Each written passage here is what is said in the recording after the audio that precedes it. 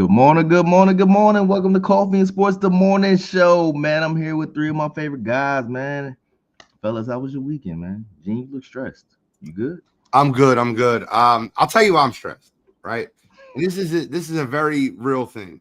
If you run a fantasy football draft and you plan the draft on July 22nd and you send the messages out to everybody on July 22nd, people need to not learn how to show up for the goddamn draft and not cancel the day of the goddamn draft. That's what's stressing me out this morning. All right, we got some fantasy stress this morning. Mo, how was your weekend, big dog? Quiet, slow and quiet, but I'm good with that. Will, What's How up, was your fellas? weekend, How y'all man? doing this morning? how was your weekend, man? Good. I do just want to say one thing before we get started. Get well soon, Will Ospreay. That injury you took last night at AEW Forbidden Door was no joke. He had to be carted out of the ring. So get well soon, Will Ospreay. I know they took you off TV for a little bit so you can recover. I hope the injury isn't serious. So get well soon, my friend. And Mamba Day was yesterday, man. With much respect for Kobe, man. Gone too soon. Speaking of basketball, Mo, I'm gonna start with you with this one, man. There's troubling things going on in the NBA as far as sports betting goes, man. You know, Michael Porter Jr. spoke out recently. Kendrick Perkins speaking out, but they went on and uh, it started expressing their concerns with the simple fact that lives are getting threatened a lot when it comes to betting with against the NBA and the sports betting. Um, Commissioner Adam Silver has acknowledged the problem and indicates the league is reevaluating its approach. But let's talk about the legal ethics versus the betting boom. You know what I mean? Is the league doing enough to protect the players amid the rising gambling related trends right now? I think Adam Silver has been taking a wait and see kind of approach. Um, I don't think he realizes how prevalent sports betting is, even in the NBA. And so maybe he's a beat or two behind. But I think the league should be a little bit more involved. I think they should put in different types of protections because this is only going to grow and continue to steamroll. You don't think some of this majority is the players' problem? Because a lot of them like to bet on themselves or have people that they know betting on them. Look, the players are. I think they're more accountable than anybody. Like, look, you make those choices. So whether you bet or you have a friend bet for you, you can try to do it any kind of shady way you want. But if you go about it in a shady way and you get investigated, you can't be outraged.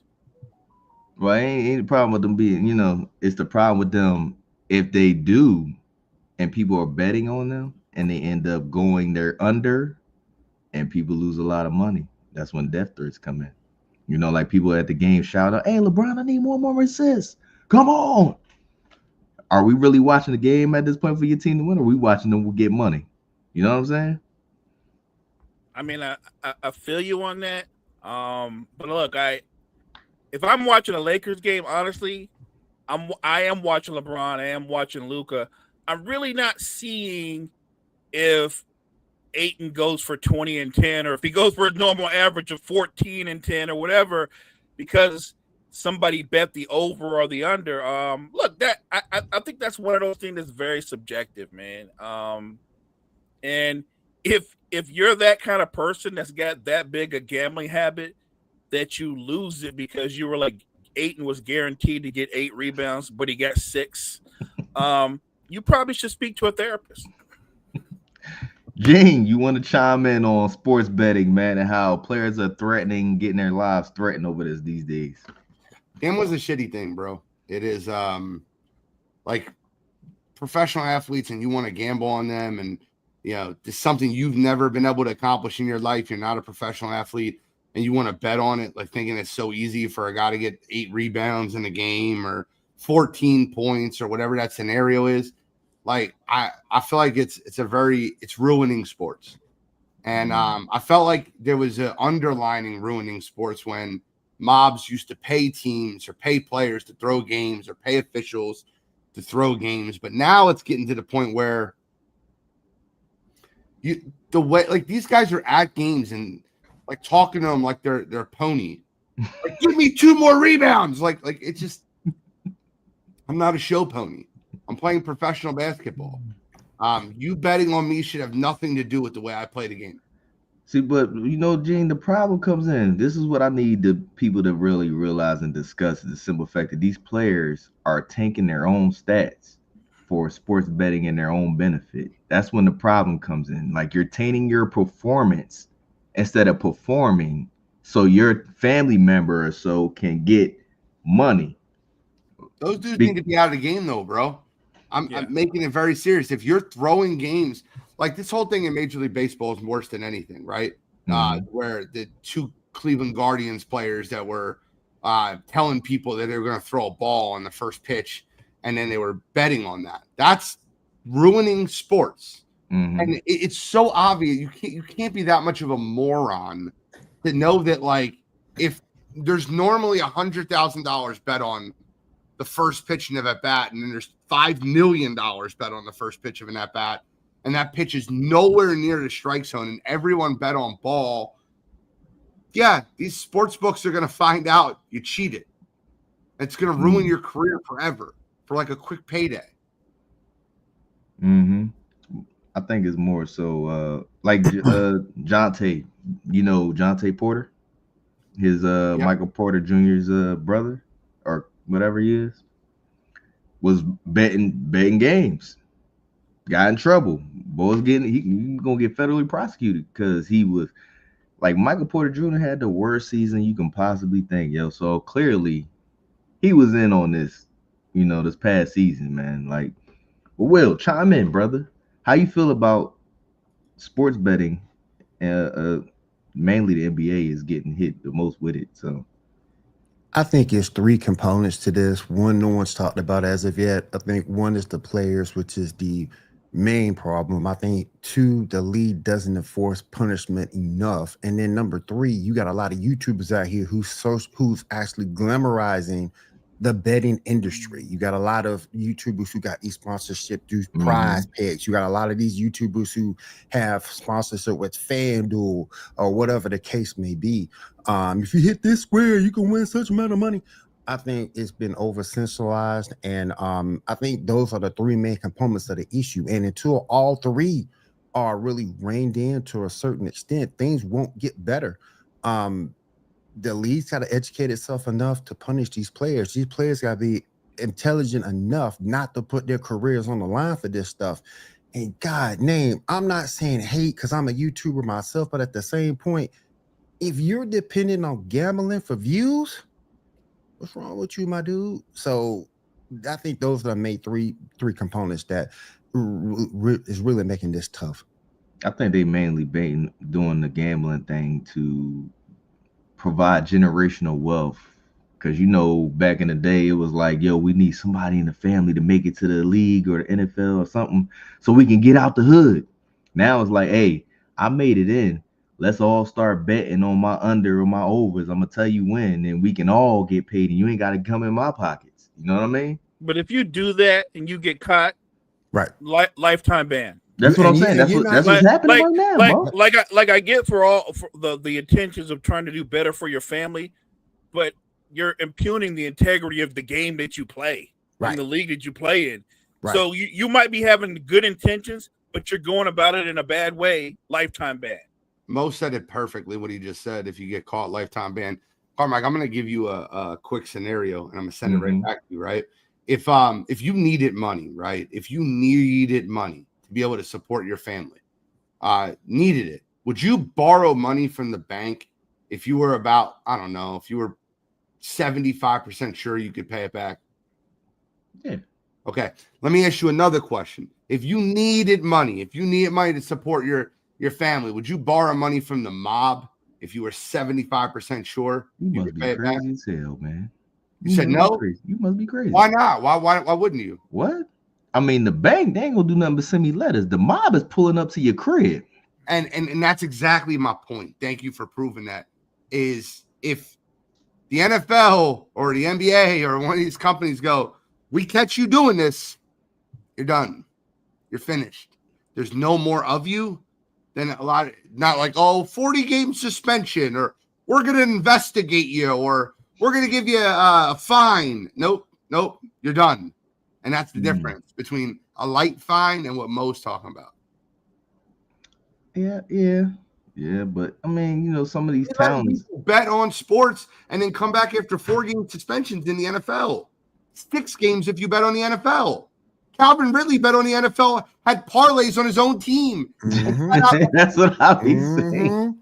That's what I'll be saying, man. That's just foul, man. That's just foul. Oh, man. So, legacy versus reality, man. How does John Wall career shape up in the conversation with other injured talented guards? Oh wow, me and Mo got into this a little bit the other day when we talked about Steve Francis.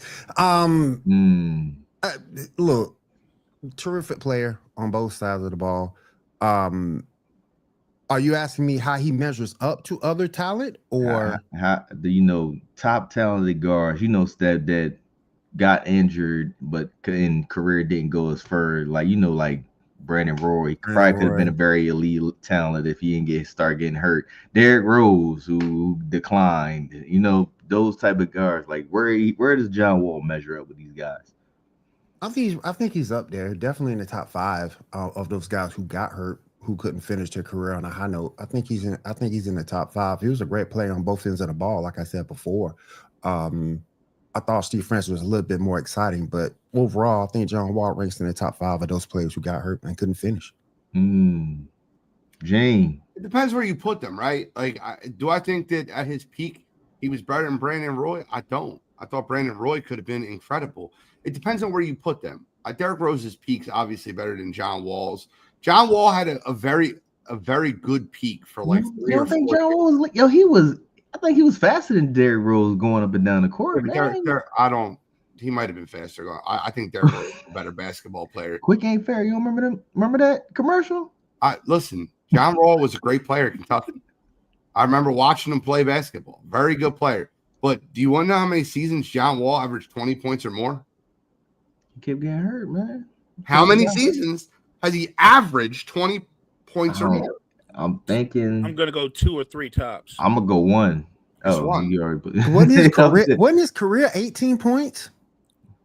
I don't think that what his career average was, but I'm gonna pull it back up. 18.3. I mean, but look, he was more of a facilitator. Like he probably had 3-4 seasons where he averaged more than 10 assists a game. Like John Wall was decent. He was a great playmaker. John Wall had 3 seasons where he averaged 20 or more. He was a great playmaker. I'll give him that. So it was 21. I apologize. It was 21. So he had 20.6, 20.7, and 23. The stat I was trying to say was 21. 21 points or more than 20 points. More than 20? Oh, yeah, it was 1 season. It's 23.1. I said it wrong. I apologize. He was elite, man. He was a double, 20, and 10 guy. Thank you for saying that, man. I appreciate that as a Bull fan. I appreciate that. Look, I think John Wall's a great player, but I think that his career, just like his game, was kind of like a blur because we don't remember it when we think back on it because we can't. You know what we don't remember? The big playoff moment, the big playoff series John Wall had because he didn't have a lot of success that way. But I think he was a terrific two-way player, but do I look at John Wall and go, man, they're going to do right by John Wall. He's going to get in the Hall of Fame. I don't think John Wall is going to get in the Hall of Fame. If we letting John Wall in the Hall of Fame, we out of our mind. I don't. We're just letting everybody in. It's like everybody comes in. Come on in. The WB Hall of Fame. If you're being honest, they letting some dudes in now that shouldn't be in. Correct. I think the NBA Hall of Fame has become like anybody coming. Come on in. Let's just invite Greg Oden. Screw it. Come on in. No, we can't do that. No, Gene. We can't do that, Gene. Greg Oden was hooping, though. No, we can't do that, man. No. Ohio State. Wait a minute. Was he really hoping No, Ohio State. No, we can't put Uncle Greg in. No, I'm talking about his pro career because I've heard a lot of people go, had he not get hurt, Mo. Dude, before he got hurt, he was just a guy. He wasn't special. I ain't gonna lie. Greg Odom looked 50 in college, man. You cannot put that man in. You can't put Uncle Greg in. No, he's getting in. Roy Hibbert's getting in. Jeez. Exactly. Thank you, Mo. Thank you. Let anybody in. Roy Hibbert. Let anybody in. Hell, thank you, Key. Hell no. Mo, I want to talk to you, man, about the 10 best players in the West in order from 1 to 10, just the top 10. Victor Wemby is at 10. LeBron at 9. Kawhi at 8. Kevin Durant at 7. Anthony Davis at 6. What? Steph Curry at 5. Luka at 4. Anthony Edwards at 3. SGA 2. Jokic at 1. How we like this list of the best players going into the next season in the West? I was okay if you work your way from the top down to a certain degree, but Kawhi shouldn't be in there. AD is really high. I don't know. I'm a Laker fan, and I'm telling you that. In the West? We talking just West only. I understand what you're saying, but the problem with I have with Kawhi and Anthony Davis is every conversation is prefaced with "if healthy." They're not. I mean, if we're going to do the if healthy route, why don't you throw Zion in there? If healthy, right? Could he be one of the 10 best players in the West? Right. I'm just saying, man. He got a ring though. He got the bubble ring. It's 2025, man. It's been a minute. What you done for me lately? It's been a minute. He got the bubble ring, man. My biggest problem with that list is very simple, right? Why in the world is Kawhi Leonard listed ahead of LeBron James? That's my problem. There you go. This is just last year. Mm-hmm. LeBron played almost double the games. LeBron played 70, averaged 24.4, 8 assists, 8 rebounds. 24, 8, and 8. Kawhi played 37 games, averaged 21, 6, and 3. He turned up in the playoffs, though, didn't he? Bro, it's Kawhi. The year prior, Kawhi actually played more games, didn't play in the playoffs. Played 68 games and didn't play in the playoffs. I mean, well, this year then he didn't show up for the regular season, but he showed up for the playoffs. Kawhi has not had a season like LeBron James had last year since 2018, 2019. And we're going to keep putting him ahead of – that's wild. Man, that's wild. ESPN did it. We need – I'm not a LeBron James fan. Everybody who knows me will tell you that. Why are you not a LeBron but James? we need to stop the hate. We need to stop the hate. I mean, Kawhi over LeBron, that's ridiculous. That's ridiculous. LeBron been number one since like 04, 05. You know, he's been top in the East forever. You know, like it's about time. He's about to be 42. Like he shouldn't even be in the top 10 at this point. I don't care that he's not 1. I care that he's 9. He shouldn't be 9. He shouldn't be 9. I wouldn't have Kawhi in the top 10. Me neither. Me neither. No. I think he's getting a lot of love based off of past. So y'all saying if Kawhi not 100%, he not elite still.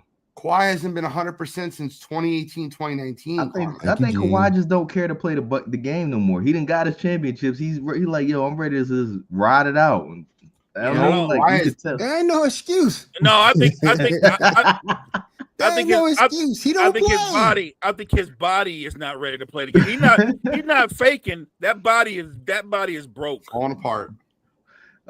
Gene. Yes. Top 10 teams in the West. I'm gonna start from the bottom. They got Spurs at 10. That's wild. Grizzlies at 9. The Spurs are better than the Grizzlies. Mavericks at 8. Warriors at 7. Lakers at 6. Clippers at 5. T-Wolves, Rockets, Nuggets, and Thunder. Who came up with this list? This is ESPN, baby. The oldest team in basketball. And look, if you look at that Clippers roster, you'd be like, the team I would have won it 5 years ago, right? 11 years ago. Like Mo, hold on, man. This is Gene. I wanted Gene to go first. That'd be great in 2K. That'd be great in 2K. Mo. So hold on. I just want to say this out loud. I literally pulled up the Clippers roster, right? Right. Stop me when you hear a player that's going to play more than 50 games next year. Stop me when you hear one player that's going to play more than 50 games. Kawhi Leonard, James Harden, Chris Paul, Ben Simmons, Bradley Beal. Nope. None. No. What are we talking about? None. Well, maybe Chris Paul if he doesn't start. Zubac gonna play more. I went through 5. He was number 6. That's So wild. You're not feeling He's not going to be top 5 in the West. That's an ARP of the NBA. So you're not feeling this list No, not at all. Yeah, No, to be fair, read the top 4 one more time because I think that wasn't terrible. The number 1 was Thunder, 2 Nuggets, okay, 3 Rockets, okay, 4 is the T-Wolves, and 5 is the Clippers. I'm fine with the top 4. I am. Yeah. I think the Lakers should be 5. I think they could possibly be 4. The T-Wolves and the Lakers. I think a healthy Lakers team is probably better than the T-Wolves. But that's my opinion, right? So those are the 4 or 5 teams. I think the Spurs are 6, and you guys they have them 10. What Warriors team are we talking about right now? Like we're talking about the top 10 teams in the West going into next season. Butler, but I love me some Draymond Green, but that's another team that's on the back 9. Yeah. I felt like last year was their opportunity to take a shot, and when Steph got injured in that playoff series, I thought that was it. So, Spurs are younger. The Spurs are younger, can run, control tempo. Spurs are gonna make the playoffs. They're gonna make the playoffs, and they're gonna make the playoffs. And the Clippers, they're gonna have to depend on the half court game because they ain't gonna be able to run with nobody. The Clippers, that roster, they should be all be in the big 3 right now. Yep. All be in the big 3. Yep. So Mo, come on, give it to me, man. What are we not feeling? We not you good with the top 4? I'm okay with the top 4. I agree with Gene. I think the Lakers might be a little bit higher. I think the Spurs should be a lot higher. I think people are sleeping on the Spurs, maybe because they're young. But they're sleeping on because Wemby got to stay for the whole season. He ain't stay for the whole season last year. He got hurt. I get that. Get that. And look, you can't predict health. I hope that Wemby doesn't end up being another one of those guys, and we've seen this before time and time again, that's 7'4", 7'5", that has foot and ankle, and just have issues that'll always keep them out. I hope he doesn't end up being one of those guys, but we'll see. I don't think the Memphis Grizzlies are that good a basketball team. I don't. Like if they're in the top 10, they should be 10.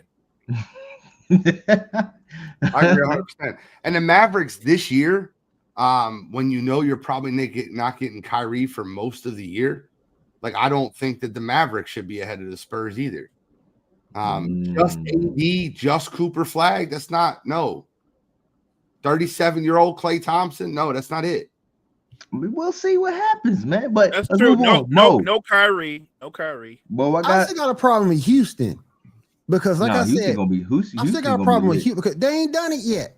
That's they got rid of Jalen Green, somebody who Mo don't like. But they basing that prediction. But they're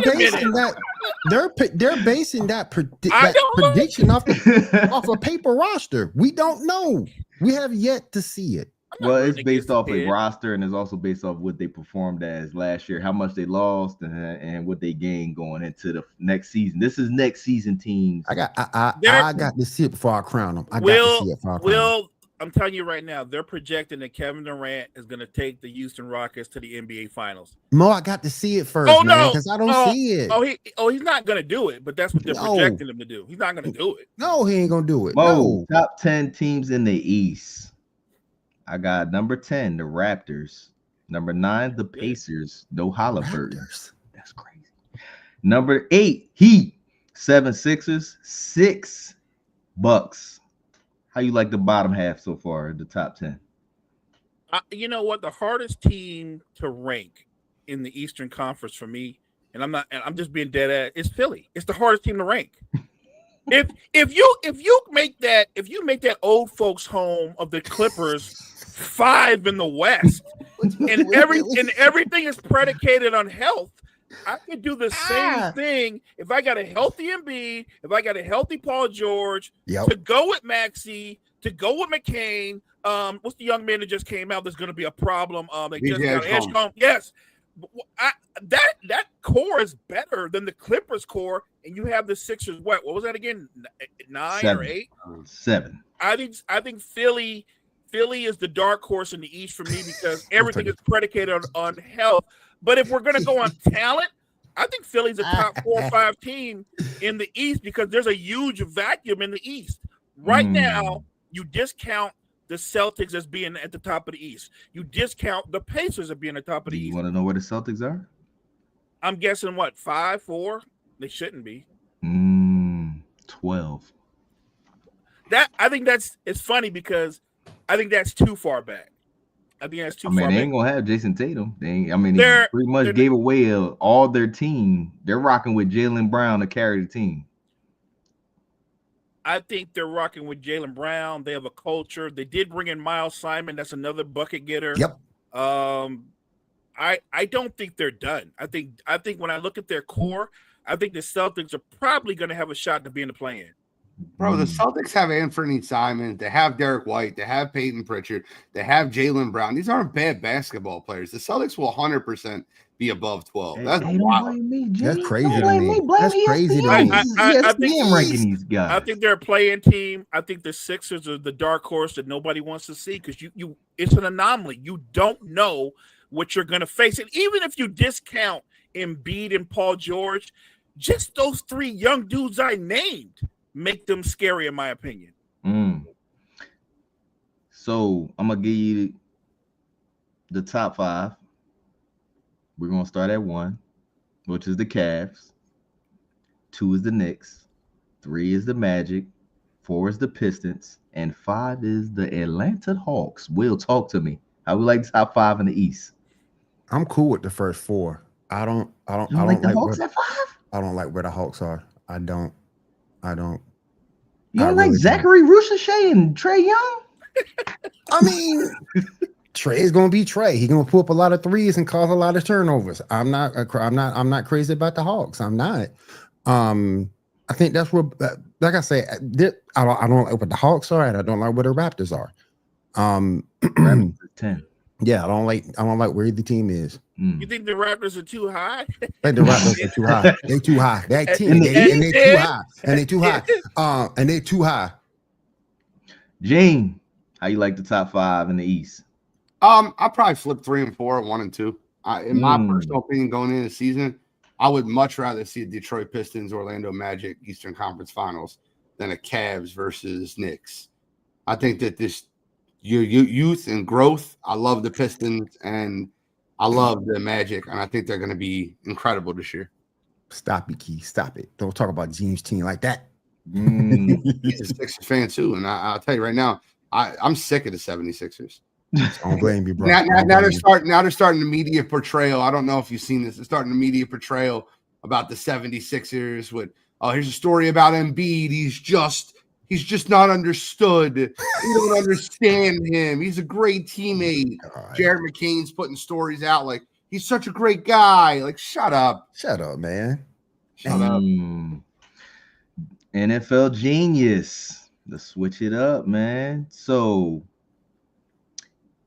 if Travis Hunter don't play both sides of the ball and make an impact, did the Jaguars waste their number 2 pick this year? If he's an elite corner and he's a top 5 corner in football, do you think it would be a waste? No, I'm asking you, like, if he don't make a decent amount of impact on both sides, like him just being, like all offense for the Jaguars or all defense for the Jaguars and not doing both sides, did they waste their pick? And I'm telling you, I think it's no, right? If he's impactful on that side of the ball because he focuses on that side of the ball that much, then the answer is no. I think Travis Hunter is an incredible athlete. I'd compare Travis Hunter to what I thought Reggie Bush was when Reggie Bush came out. And the only reason I say that is because it's an incredible college athlete we've never seen anything like, but he's got to be used correctly at the next level. And the Saints did an awful job of using Reggie Bush correctly at the next level. So I don't think it just depends on how he's used. Gene, let me ask you this. Do you think that if he comes, how are the Jaguars going to use him? Is it just going to be on the defensive side of as a corner, and then a certain set amount of offensive plays you're going to have him in at receiver? You should use him the way the Cowboys used to use Deion Sanders. He needs to be your lockdown corner, and you can throw him into like 14 to 20 routes per game as wide receiver. I think that that's the move, but I think that he is a better corner than he is wide receiver. Right. I agree. Yeah. I think that if he has impact on the defensive side of the ball, where I think he's better at, then even if he gives you minimal stuff on the offense, it's not a disappointment. I think that's where he's going to make his bones on defense. I think on offense, he's a package guy. You have a package for him, a set of plays for him, because he's terrific in space. But if he's going to be a superstar in the NFL, it's going to be as a corner. And hopefully Sunshine takes a step up in this new offense and can do a little bit more than they did in previous seasons. So, Will, you think if Travis Hunter is great on one side and just okay on the other side, that's a good pick for number 2 for them, because they drafted him to play both. Yeah, he'll be fine. You drafted him to play both, but like these fellas said, and I don't disagree with either one of them, you're going to put him in certain packages for him to be successful. So I think he'll be fine. Mo, who had a better preseason performance? Shedeur Sanders, Dylan Gabriel. Dylan Gabriel. What kind of question is that? Look, I'm not anti Shedeur Sanders, but I thought we gave him credit for being effective in his first outing, and then people kind of I think the last one it wasn't that great, right? And then the last one he did a lot of things that he's always done. He's always held the ball too long, and when he takes sacks, he doesn't take 6-yard, 7-yard sacks because he backpedals. So they're going to be 30-yard losses. But that was part of what he did in college. So all I saw was a rookie quarterback showing you the good and the bad in his game. He's still got to learn the football. He's got to learn to get the ball out of his hands. And he's got to learn that sometimes if the route's not there, it's okay to throw the ball away. It's nothing wrong with 2nd and 10. 2nd and 10 is better than 2nd and 14 or 15. NFL genius, chime in. So I wouldn't be surprised if Cleveland cut him. Shedeur, that is. I wouldn't. I really wouldn't be surprised. He was terrible in that game. And for Kevin Stefanski to have to answer to the media if he set him up in the right position to succeed, you talk about a 5th-round draft pick, a guy that's number 4 on your quarterback depth chart, and your head coach is headed into the season asking if he's been good. The number 1 story on ESPN is Shedeur Sanders was not set up in a position to succeed for the Browns. It's your 4th-string quarterback. What other 4th-string quarterback have we seen? The number 1 story at ESPN, has he been set up to succeed? By the way, just to be clear, Dylan Gabriel ran the offense. Shedeur Sanders tried to be a playmaker. It was totally different. Dylan Gabriel didn't look anything special either. He was throwing 5-yard outs, throwing short passes, but he ran the offense. Shedeur dropped back and was trying to make the hero play to make Sports Center. Big difference to me. Will, talk to me. When he was in the draft, everybody, and Gina tell you too, I was a huge proponent of the Saints drafting him. But now I see why the Saints didn't. You can see the mistakes that he made. And at the end of the day, football is football. If you can play, you play. If you can't, you can't. And I'm tired of people taking this whole thing personal. Stop it. The man showed that he's still having trouble reading defenses, and he's trying to play hero ball. Stop it. Again, Dylan Gabriel is nothing great, but he can run that offense and get you down the field. Shedeur still has a lot he needs to work on. I don't see too many teams carrying 4 quarterbacks. I don't know if you guys have. So he may end up being cut. But yeah, stop making this personal. The man showed that he still needs work to be a success in the NFL. Want to play a game this morning, fellas, and it's going to be called Majority Rules. Player moves on to the next. So we're going to start with Dylan Gabriel and Shedeur. Who are you okay with your team, him running your team? Gene, talk to me. Who you got? I think Shedeur is the better player. So I'm going to say Shador because he's the better player than Donger, bro. Mo? I would take Shador too. I think he's more talented, but clearly he also needs more seasoning. Will? Upsides with Shador. Will? Shador? Kenny Pickett? Shador. I'll say it, Shador. Kenny Pickett? 100%. Ooh, but we go on majority rules, so majority took Shador. Gene, Shador or Jarrett Stidham? Shador. Mo? Shador. Will? Clean sweep, Shador. Will? Nah, I'm gonna go with Mo with this one. Stetson Bennett, Shador. Oh, I'm going Shador. the greatness of Stetson Bennett, boy. Will? Who you going with? Shador. It's very easy. Stetson Bennett, a very good college quarterback. Not going to be a good pro. He was leading in passing yards in the I preseason. don't care what the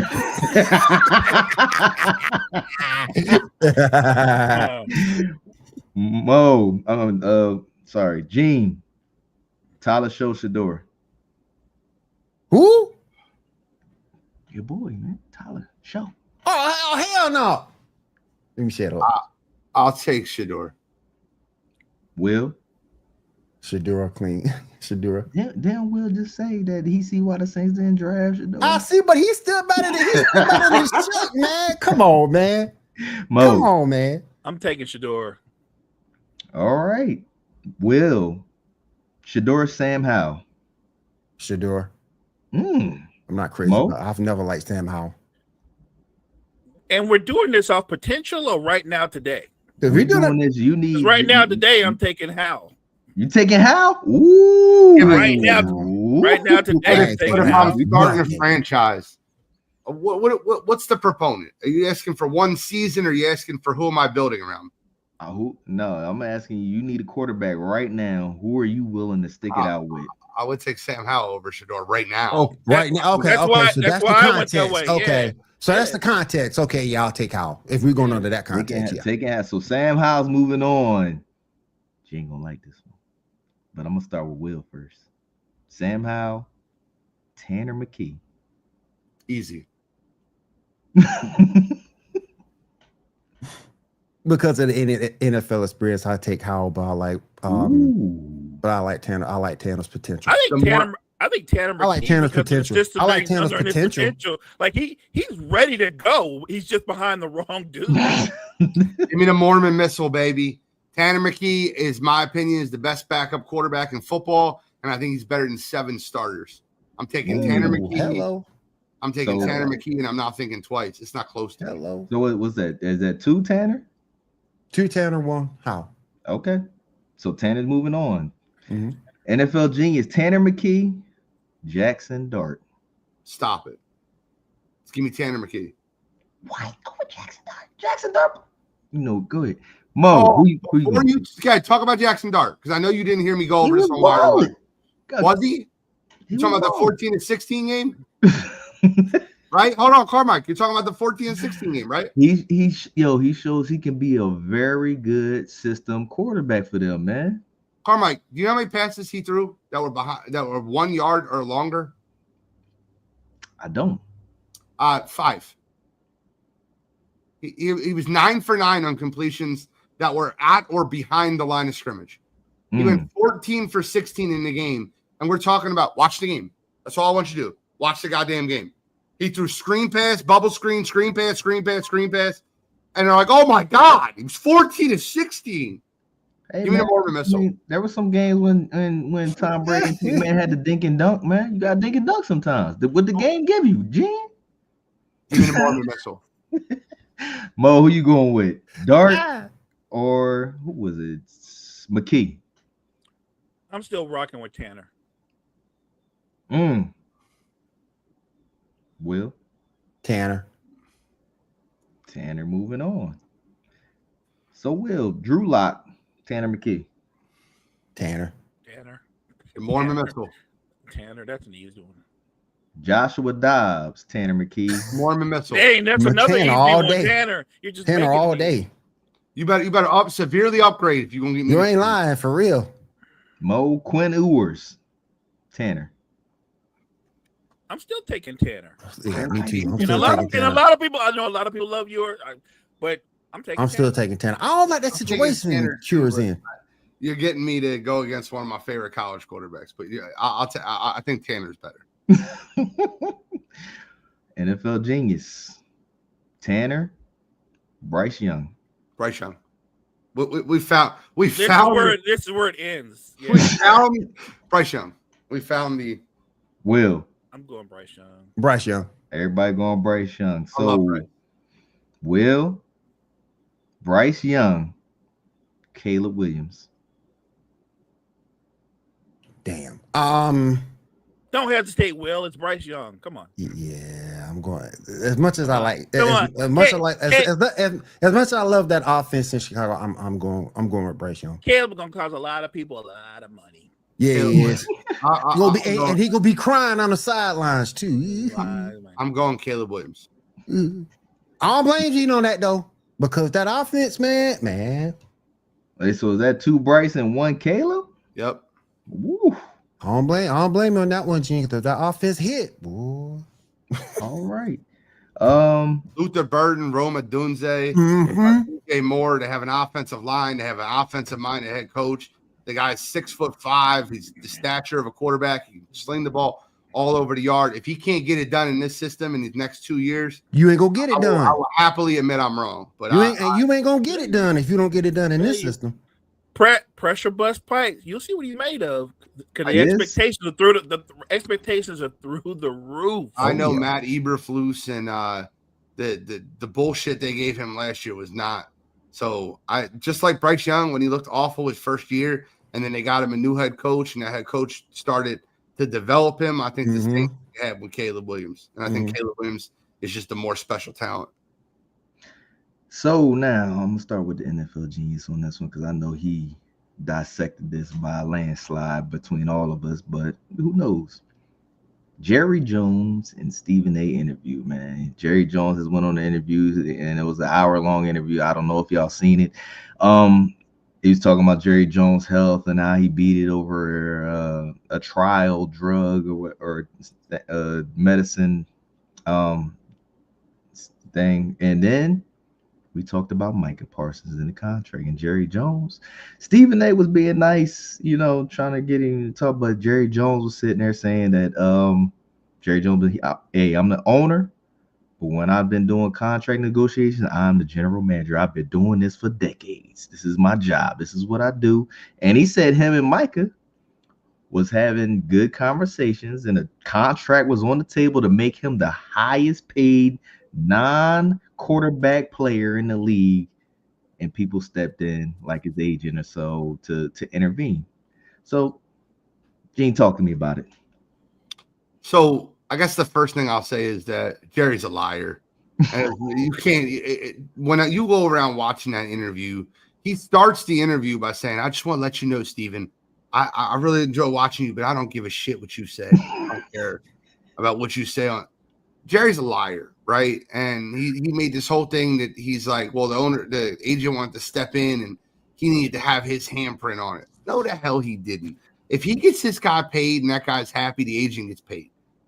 So there's no way the agent stepped in to derail the contract. In most times, the agent is the one trying to sell the contract to the player.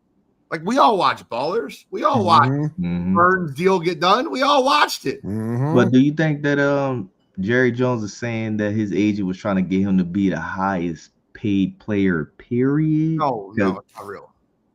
It's not real. Okay. And from what Micah said, and I take what Micah said. Micah said, I didn't need to be the highest paid player. He said, I just wanted something fair that would keep me here. And I truly believe that. And listen, if he did not have a track record of doing this with all of his players, he trashed Dak in the media before he paid him. He trashed CD in the media before he paid him. He paid Jalen Smith way too fast. And then Jalen Smith was washed out in a few years. I'm going to tell you something and make it very, very clear about Jerry Jones.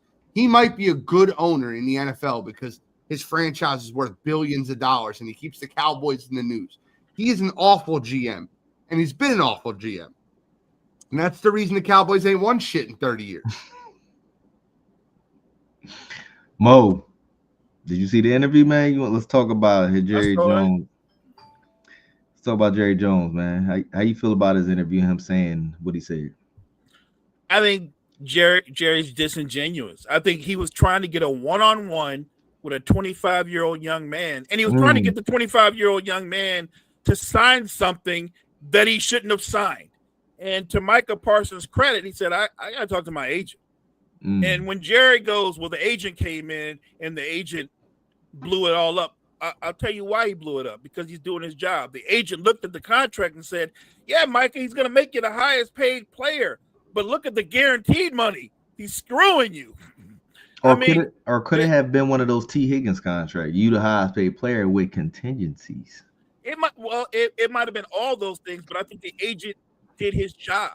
The agent's cut and dry. If you're gonna make him the highest paid player, make him the highest paid player, and his contract should look a lot like Watts. It should look a lot like it should be on that level, and it should be that cut and dry. And I don't think Jerry was trying to be that cut and dry. I think Jerry and his sons were trying to be shiesty and get Micah to commit to something, to sign something that wasn't to his benefit. Well, how you feel about the Jerry Jones, Micah Parsons contract negotiations? I only saw it in clips, that particular interview, but I will say this. I think Jerry's trying to be slick, very, very slick, getting around the agent that's going to the player, trying to get the player to appease to what he wants done. And to agree with Mo, the agent said, no, I'm going to look out for the best of my player, which is doing his job. So I think he's very shiesty, and he's a terrible GM. He's going to get the deal done. This reminds me of Emmitt Smith back in the day, where he didn't want to pay Emmitt Smith, but he ended up doing it when the season started. So, again, this is a shiesty deal, and he is a terrible GM. So let me ask you this. Do you think once Jerry Jones pass on, man, you think the Cowboys will start being more successful as a team? They won't be worse. Probably worse. because if you leave your son or your daughter to run it, they're gonna have. Yeah. If you leave your son or your daughter to run it, they're gonna run it with the same mindset. That's facts. That's facts. Possibly. Gene, what you think, man? I think the Cowboys will be in a much better spot. So I'm hoping long live Jerry. Long live Jerry. Listen, most people can confuse me. I want Jerry Jones to live as long as humanly possible. Oh yeah, because it's beneficial Eagles. 100%. 100%. He's an idiot. He's an absolute idiot. I've never seen a guy go to talk to the media the way he talks to the media. He's the definition of a rich old white man that thinks he can get away with anything. And I don't like people like that. I don't. And again, I've asked this question before, and I ask it again. When was the last time you saw your team's owner have a podcast or being the center of attention around his own team? Well, you don't see that. When was the last time you seen an owner threaten to fire a radio host? Oh yeah. Like, oh, when you're talking to me, I'll just make a couple calls. I'll have you fired. I'm not kidding around. I mean, as bad as Mickey Loomis is, he's probably the worst GM in all of sports. He didn't have his own podcast. NFL GENEius. So we all know as of March of 2024, Rashee Rice was in a motor vehicle accident in Texas. He got 5 years probation, 30 days in jail. The NFL is putting their disciplinary action hearing back scheduled for September 30th. So the Chiefs got Rashee Rice for 4 weeks. How is this suspension going to affect the Chiefs? I mean, it's not. This is listen, for all the people that, and I have to say this out loud, for all the people that fully understand in the NFL and what's going on, this is a business, and what they are doing is scummy, and it's absolutely disgusting. I'm going to break it down for you real quick. All right. They play in Sao Paulo, Brazil on the opening week, the defending Super Bowl champions in a rematch week 2, and they play the Baltimore Ravens week 4. 3 of their biggest televised games of the year. Oh, okay, well, we'll set the hearing for September 30th. Let's see what their next 4 games are. Jacksonville, Las Vegas, Washington. Yeah, there's a Detroit game in there. But like if they suspend him for 4 games, it'll be 4 non-relevant games. And it's such bullshit. Like they did this so Rashee Rice could play in Sao Paulo, Brazil. He has been convicted for almost a year. 5 years probation, 30 days in jail. No, but they made the decision. The NFL always says this. We're going to wait until the courts make their decision. The courts made their decision. Oh, which we'll have the hearing on September 30th. Well, why is that? Oh, because the Chiefs are going to play in Sao Paulo, Brazil, and then they're going to play the Eagles, so we can't miss Rashee Rice for those games. It's ridiculous. Mo, how you feel about it? It's not that deep. I think Gene's spot on. With the NFL, all you got to do is follow the money. Yep. Always follow the money. Never mind integrity or doing the right thing. Follow the money. Will. I agree with Gene in the sense that it is scummy, because if you look at a similar situation over in Minnesota, you got Mr. Jordan Addison being suspended for the first 3 games. And you let Rashee Rice play the first 4. That's scummy. That's scummy. That's looking after your TV money. That's what that is. So I asked this, Mo, why have the Chiefs not moved around this dude by now? Because he only was really solid for them for 1 Super Bowl and has been unavailable for the remainder of his career. They haven't moved him around because talent buys you time. Talent buys you time. You say what you want. He's their best receiver. He is. He's their best wide receiver. And until they can find someone better, he's not expendable. He matters. And with all the baggage and all the things that come with him, they're not getting rid of him because he's a good football player. Point blank. Wait. Hold on. What did you just say, Carmike? I don't want to do this to you. I'm going to eat you alive here. Oh, I said he was really available for them for like 1 Super Bowl and was non-existent. He's played 2 years. He tore his ACL after the 3rd game last year. He did, but that's not available, right? He had 24 receptions in 3.5 games last year. And the year prior, he had 80 receptions in his rookie year. And he didn't start the first 8 games. Didn't they win the Super Bowl there his rookie year?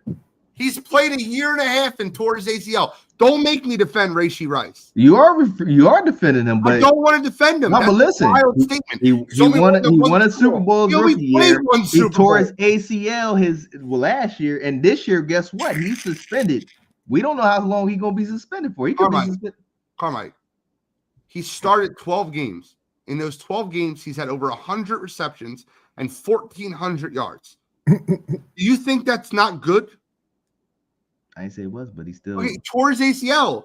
Last year, he had 24 receptions in 3.5 games. I'm sorry. Are you going to defend Josh Gordon, who was exceptionally good for the Browns, but he kept being unavailable? 5 opportunities after leading the NFL in receiving yards in 2013. Hey, he got suspended on top of suspended on top of suspended on top of retiring on top of traded on top of unretiring. Josh Gordon was different.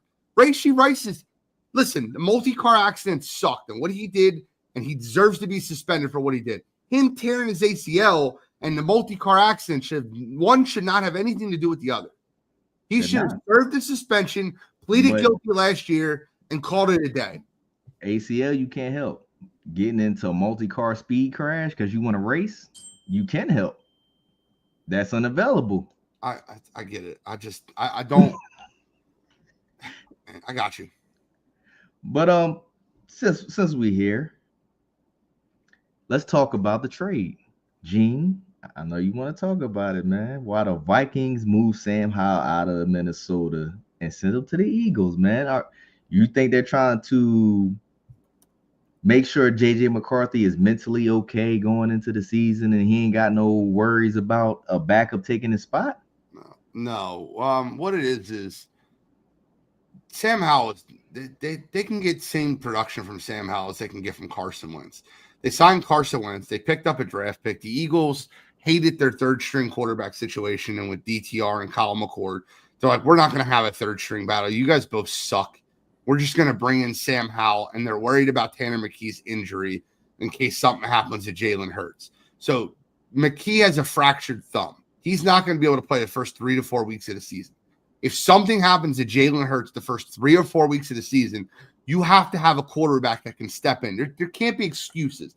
And that can't be DTR or Kyle McCord. That just can't happen. So what the Eagles did was what good organizations do. They have a plan B, a plan C, and a plan D.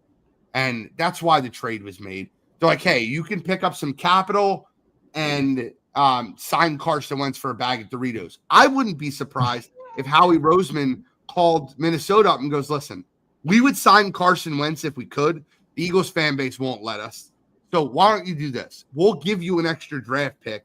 You give us Howell, go sign Carson Wentz, and we'll have a quarterback, and you guys will have a backup quarterback, and you'll pick up capital.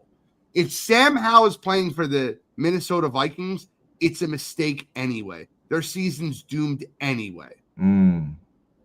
Will, how you feel about the trade?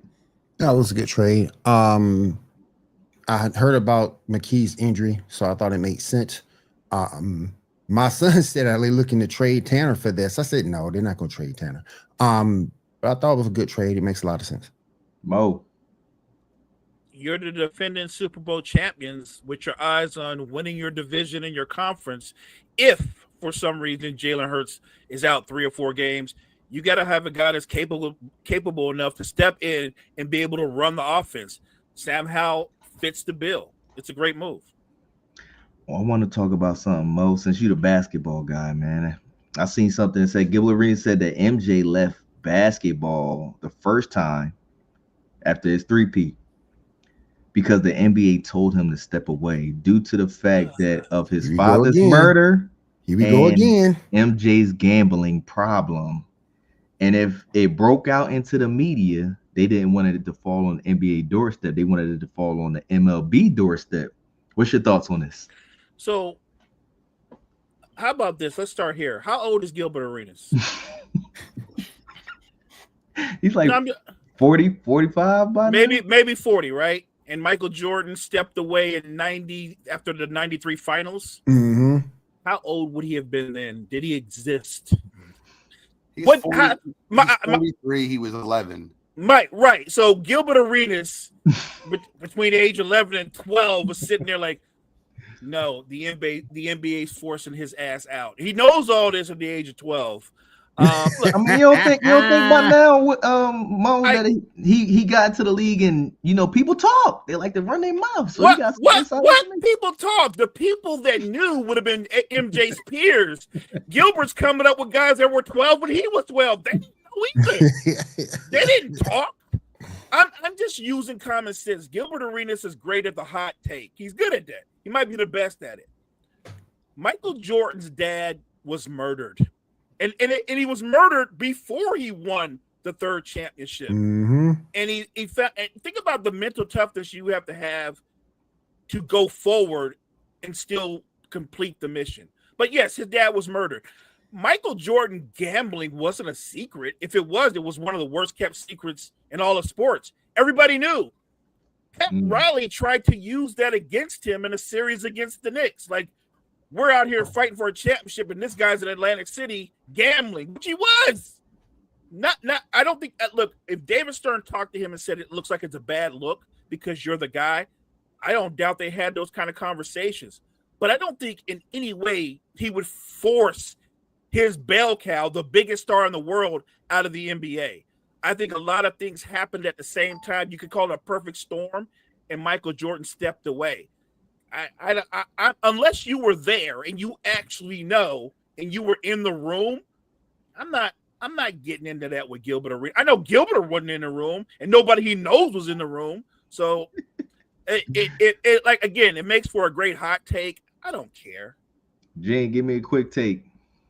I think the better take on this scenario is if the 1994 MLB strike didn't happen, would Michael Jordan go back to basketball? Oh, that's good. That's even better. The reason that Michael came back for that Bulls run was because of the 1994 strike. And if that strike didn't happen, Michael was projected to make it to Major League Baseball, what would have happened?